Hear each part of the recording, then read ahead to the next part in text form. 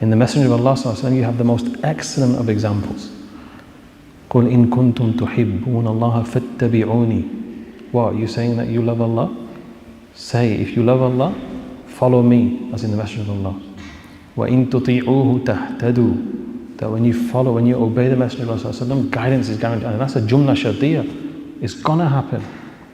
But you don't need me. And one thing about the Messenger of Allah sallallahu alaihi wasallam is that when we read his life, he had, and this is the reason why it's important. When I first met Dr. David Unwin, one of the first things he said to me, he said, your Prophet's diet is a low carb diet. Look at that, how he can see it, but we can't. The Messenger of Allah sallallahu alaihi wasallam had no wantonness for food. Now this is a really frightening hadith of Aisha. Remember Aisha radiallahu anha, she's one of the top 5 scholars of Islam.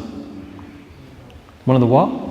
Top 5 scholars of Islam. So much of our religion has come from our mother Aisha radiallahu anha, where she saw the Prophet ﷺ, in terms of how he would be much more closer than most of the Sahaba. So she's a very important scholar. Look what she says: the first musibah, the first tribulation, the first dilemma, the first tragedy that happened after the death after the Prophet ﷺ passed away and went to the barzakh, the first tragedy was people started to eat to their full. Ajib, yani, when I read that. The first tragedy, people started eating to their full. What does that tell us? That tells us a few things. One, the Sahaba never ate to their full. Ibn Umar radiallahu anhu, he said, for 16 years I never ate to my full. How many years? 16 years. And students asked him, how is that even possible? Why? He said, because I grew up with people that never ate to their fill. Who did he grow up with? Obviously his father, Sayyidina Umar radiallahu anhu. You know that hadith we did before? Luqaymat. Well, linguistically, what does that mean? Luqaymat, so luqma is morsel. Luqayma is small morsel. How did the Prophet eat? What fingers and what did he show me? Somebody show me. How did the Prophet eat when he used his hands? Hakada. These 2 fingers, this thumb. It's impossible to overeat when you eat like this. So that's luqayma. Luqaymat is 3 to 9 morsels, and that's why Umar used to only have 9 morsels of food when he would eat, because of that hadith.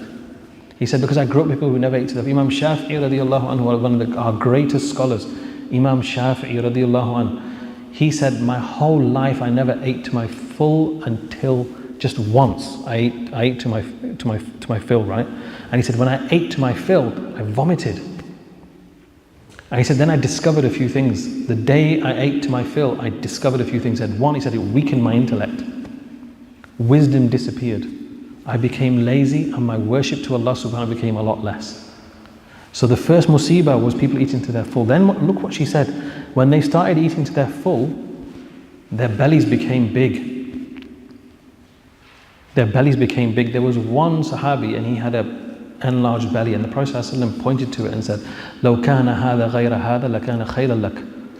If that belly wasn't like it is, that would be better for you.